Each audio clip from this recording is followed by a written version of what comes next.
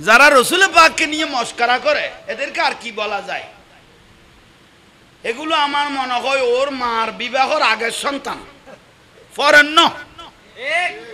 যারা রসুল পাককে নিয়ে মস্করা করে, বিয়াদবি করে, নবী পরিবারকে নিয়ে বিয়াদবি করে, ওলি আল্লাহকে নিয়ে বিয়াদবি করে, আলে রসুলকে নিয়ে বিয়াদবি করে, মনে হয় ওদের মার বিবাহর আগের সন্তান। পরের গুলো তো ঠিকঠাক থাকতে পারে। আপনাদেরকে আমি বুঝাইতে মনে হয় ভুল হয়। এই বুঝতে পারলে সুযোগ ক্লিয়ার। এটা আমি বলি নাই তো, আল্লাহ বলেছেন ইউতিল্লিম বাদা জালিকা জনিম। বলেন ইউতিল্লিম বাদা জালিকা জনিম। যারা আমার রসুলের সাথে মস্করা করে, নবী পরিবারের সাথে মস্করা করে, তাদের সাথে জন্মের সমস্যা আছে। বলেন না, তাদের জন্মের সমস্যা কে বলতেছেন? ভাই আমি জাহাঙ্গীর হুজুর মাত্র মুখপাত্র হিসেবে শুনাই দিলাম, আমাকে নিয়ে টানাটানি করার কোনো সুযোগ নেই। অনলি ফর মুখপাত্র হিসেবে শুনাই দিছি। তাহলে ওই ওহুদের ভাই খুশি হয়ে গেলি। আর একটা খুশির খবর হলো, আমার পাশে দুইজন শহীদ আছে, একজন সিদ্দিক আছে। সঙ্গে সঙ্গে সেই পাহাড়ে, সঙ্গে সঙ্গে সেই পাহাড়ে আমার রসুল পাককে প্রশ্ন করলেন হযরত ওমর রাদিয়াল্লাহু তাআলা আনহু, ইয়া রাসূলুল্লাহ, শহীদ কাকে বললেন, সিদ্দিক কাকে বললেন? জোরে বলেন না, শহীদ কাকে বললেন? হযরত ওমর রাদিয়াল্লাহু তাআলা আনহুকে বললেন, আয় ওমর তুমি শহীদ, আয় ওসমান তুমি শহীদ। তখন আবু বকর সিদ্দিক রাদিয়াল্লাহু বলতেছেন, ইয়া রাসূলুল্লাহ আমাকে কি বললেন? সিদ্দিক। সিদ্দিক আকবর। সুবহানাল্লাহ বলেন না। দুইজন শহীদ আছে, একজন সিদ্দিক মানে সত্যবাদীর মধ্যে পৃথিবীতে এক নম্বর, যাকে গ্রান্টেড করেছেন ওয়াল্লাযী জা বিসিদ্দিকে ওয়া সাদ্দাকা বিহি উলাইকা হুমুল মুত্তাকুন। সুবহানাল্লাহ। আহা, তাড়াতাড়ি দুইজন শহীদ। আয় ওমর তুমিও শহীদ, আয় ওসমান বলেন তুমি সিদ্দিক। তখন সাহাবী প্রশ্ন করলেন, ইয়া রাসূলুল্লাহ শহীদের মর্যাদা কি, সিদ্দিকের মর্যাদা কি? প্রশ্ন চলে আসো তো। আপনি যে দুইজনকে শহীদ বললেন, একজনকে সিদ্দিক বললেন, সিদ্দিকের মর্যাদা কি, শহীদের মর্যাদা কি? আমার দয়াল নবী সেই উহুদের পাহাড়ে বলা শুরু করে দিল, যারা আল্লাহর রাস্তায় শহীদ হবে, ওয়ালা তাকুলু লিমান ইউকতালু ফি সাবিলিল্লাহি আমওয়াত বাল আহইয়া। যারা আল্লাহর রাস্তায় শহীদ হবে তারা আজীবন কি থাকবে? জীবিত থাকবে। আর একটা আয়াতের মধ্যে বলতেছেন, ওয়ালা তাহসাবান্নাল্লাযিনা কুতিলু ফি সাবিলিল্লাহি আমওয়াত বাল আহইয়া ইনদা রাব্বিহিম ইউরজাকুন। ধারণা করিও না যারা আল্লাহর রাস্তায় শহীদ হয়ে গেল তারা যে মারা গেছে, তোমরা ধারণাও করিও না। বাল আহইয়া, তারা আজীবন মাজার মোবারকে শুধু জীবিত ন, ইনদা রাব্বিহিম ইউরজাকুন, তাদের মাজার মোবারকে টাইমলি আল্লাহর জান্নাত থেকে খাওয়ার গুলো চলে আসবে। এটা হলো শহীদের মর্যাদা। আই সাহাবী শুনো, আর একটা বড় মর্যাদা আছে। কিয়ামতের দিন শহীদেরা শহীদ হওয়ার সঙ্গে সঙ্গে পর্দা ছাড়া আল্লাহর সাথে লাকিয়া রাব্বাহু, সরাসরি দেখা করতে পারবে। আল্লাহ তাদের সাথে কথা বলবেন। শহীদদের সাথে আল্লাহ কি বলবেন? আহা, সাহাবীরা খুশি হয়ে গেল, শহীদের এত দাম। এ কথা শোনার সঙ্গে সঙ্গে সিদ্দিক আকবর রাদিয়াল্লাহু তাআলা আনহু বলতেছেন, ইয়া রাসূলুল্লাহ আমাকেও শহীদ বলেন।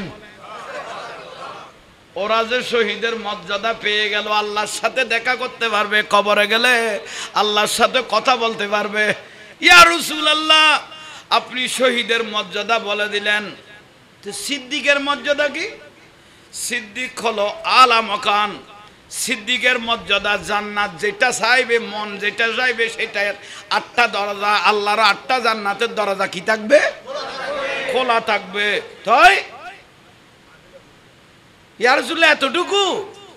আরো নিয়ামত আছে, কিন্তু শহীদের মর্যাদা আল্লাহ মহব্বত করে বাড়িয়েছেন।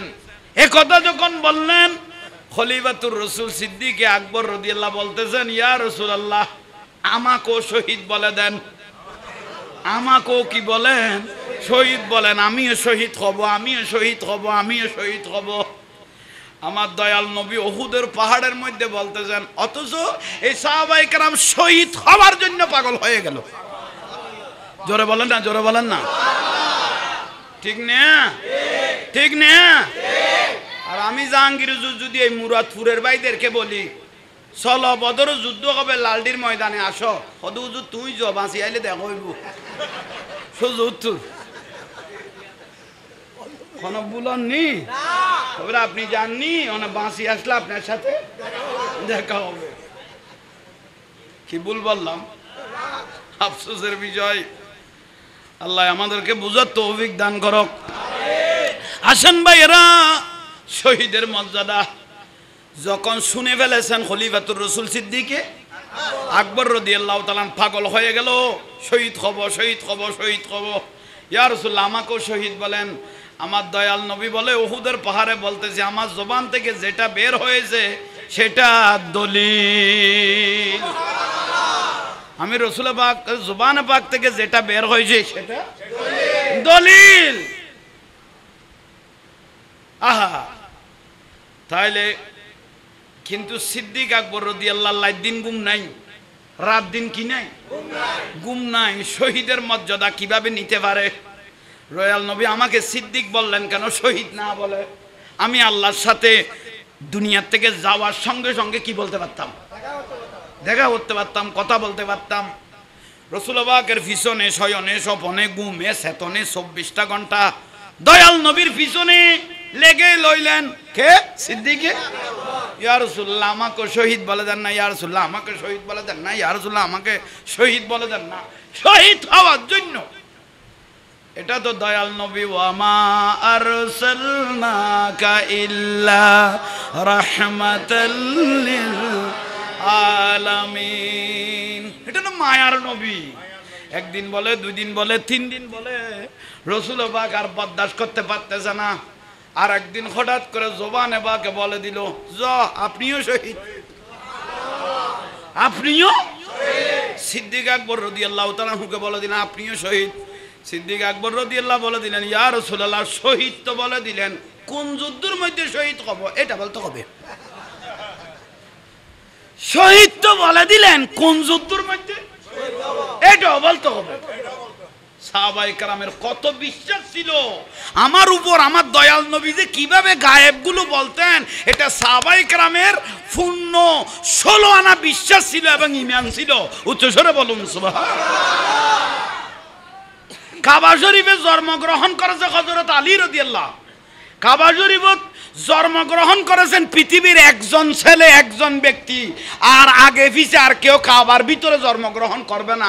যিনি করেছেন উনার নাম হলো মাওলা আলী রাদিয়াল্লাহু তাআলা আনহুকে যখন গোসল দিতে দেন জমজমের পানি দিয়ে দয়াল নবী, তখন আরবের মানুষ তাকিয়ে আছে, আবু তালেব তাকিয়ে আছে। আয় মোহাম্মদ সাল্লাল্লাহু আলাইহি ওয়াসাল্লাম, বাবা তুমি এগুলো কি করতেছ? আয় চাচা শুনো, আজকে আমি আলীকে গোসল দিচ্ছি। আমি রাসূল যেদিন দুনিয়ার থেকে পর্দা করব, সেদিন এই আলী আমি রাসূলকে গোসল দিবে। গায়েব ন, গায়েব ন।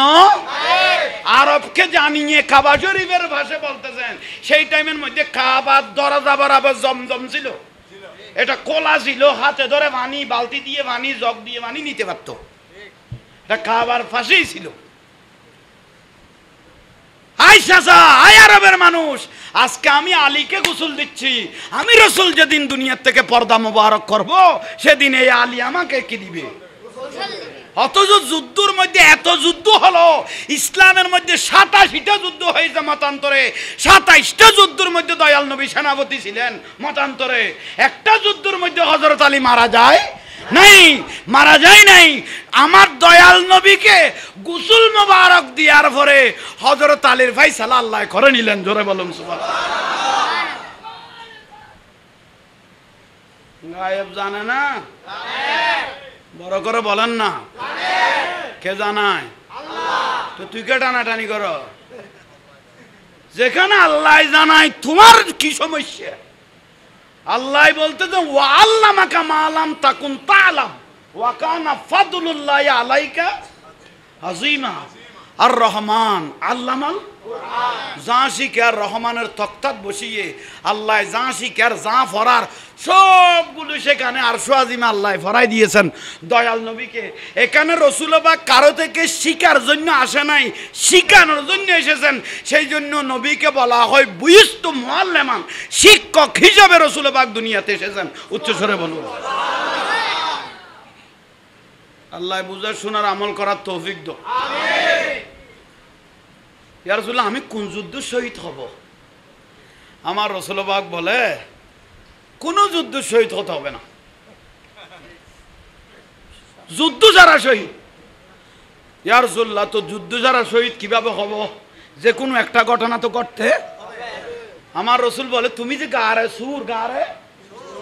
সুরে ছিলে সর্বয় যে তোমাকে কি করেছিল? দংশন সুবল মেরেছিল, বিষে বিষাক্ত হয়ে সমস্ত শরীর কালো হয়ে গিয়েছিল, মুহূর্ত প্রাণ চলে যেত। একটা চোখের ফোঁটা আমি রাসূলের বদনে পাকে পড়েছিল। আমি চোখ মোবারক খুলে দেখছি তুমি কালো হয়ে গেছো, এই মাত্র প্রাণ চলে যাবে। জিজ্ঞাসা করলাম কি হলো? সর্প আমাকে আঘাত করেছে, প্রাণ চলে যাচ্ছে, মালাকুল মউত ঘুরতেছে। আমি রাসূল পাক একটু তুতু মোবারক নিয়ে ওই জায়গার মধ্যে সঙ্গে সঙ্গে কি হয়ে গেল? বলো না, ভালো হয়ে গেল। আই সিদ্দিক শুনো, কিন্তু সর্বই সুবল দিয়েছে, মারা যাও নাই।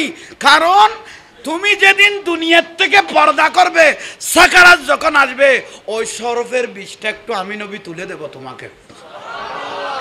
বলে আমি নবী কি করে দিব? এই সর্ফের বিষ একটু করে বিষাক্ত হয়ে তুমি কলমাটা পরে দয়াল নবীকে দিয়ে দুনিয়ার থেকে চলে যেতে পারবে। লা ইলাহা। কোন ব্যক্তিকে যদি সর্প এই সুবল দেয়, এই সুবলে যদি মারা যায়, ওকে বলো শহীদের মৃত্যু। পানিতে পরে যদি মারা যায়, শহীদের মৃত্যু। মা বোন ডেলিভারি অবস্থায় যদি মারা যায়, আগুনে পরে যদি মারা যায়, ইয়া বুঝো তাইছে না? আমার রাসূল পাক শহীদের মৃত্যুটা দিলেন, আর উনি নিলেন। তাহলে ইমাম হোসাইন রাদিয়াল্লাহু তাআলা 9 তারিখ নে এসে ভুলে গেলেন। হজারে প্রস্তুত, একা থাকতে দাও। রাত হলো, একটা পাথরের উপর বসে রইলেন। বসে থাকার পরে আসমানের দিকে তাকিয়ে আছেন। আপনারাও কোনো সমস্যা হলে খোলা ময়দানে গিয়ে আসমানের দিকে তাকিয়ে থাকবেন, মনের কথাগুলো আল্লাহকে বলবেন। আল্লাহর বলে বেশি ভালো লাগে। কোথায়? আসমানের দিকে। আর কোথায়? সিজদার। আর কোথায়? গভীর রাতে উঠে 2-4 রাকাত তাহাজ্জুদের নামাজ পড়ে সিজদার মধ্যে বালুস ভিজিয়ে না ফেলে চোখের পানি দিয়ে 2 ফোঁটা জল নামাজের সিজদার মধ্যে ফেলান, কামিয়াব হয়ে যাবে। একটু জোরে বলেন না। তীর খাইলেন, বল্লম খাইলেন, তলোয়ার খাইলেন, ফিডের উপর তলোয়ার ধরা ছিল, তবু ইমাম হুসাইন রাদিয়াল্লাহু নামাজ ছাড়ে নাই। এটা হলো জীবনের শিক্ষা। আর সালাত ইমাদুদ্দিন, সালাত নামাজ এটা মজবুত করে ধরে রাখতে হবে। হুজুর আমি কিছু জানি না, কিছু জানার দরকার নেই বলে, ও জীবনের গুনাহ মাফ করে দে। বয়ে যখন ঢুকে গেছে আর কি করবি? জমিনে যখন লুডাইভার আছে, জীবনের গুনাহ কি করে দে? তোরে বলি না সুবহানাল্লাহ। আহা, 9 তারিখ আসমানের দিকে তাকাই রইলেন, চোখের পানি পড়তেছেন। শহীদ হব না এই চিন্তা নেই। আমার দয়াল নবী বলতেছেন, আয় নাতি ইমাম হুসাইন, তুমি শহীদ হইও না, এই দোয়া আমি করতেছি না। আল্লাহুম্মা আতিয়াল হুসাইনা সাবরা ওয়া আজরা। নাতি সবর আর ধৈর্য ধরে মোকাবেলা করো, তোমার এক এক রক্তের ফোঁটার বিনিময়ে আমি কোটি কোটি গুনাহগার উম্মতকে জান্নাতে দেব। আইরে উম্মত বলে দয়াল নবী আজীবন কেঁদেছেন। সেই উম্মতগুলো দয়াল নবীর সামনে কত বেউফাই করলো, এই মুনাফিকগুলো দেখেন। সেজন্য আমার রাসূল পাক বড় আফসোস করে বলেছেন, কাফের মুশরিক বেঈমান আমাকে যে ক্ষতি করে নাই তার থেকে বেশি ক্ষতি করেছে মুনাফিক মুসলমানেরা। ঠিক না? একটু জোরে বলে না ঠিক না? এটাই হলো জীবনের আফসোস। মুনাফিক এটা বড় মারাত্মক। আল্লাহ আমাদেরকে এই মুনাফিক থেকে ইসলামকে হেফাজত করো।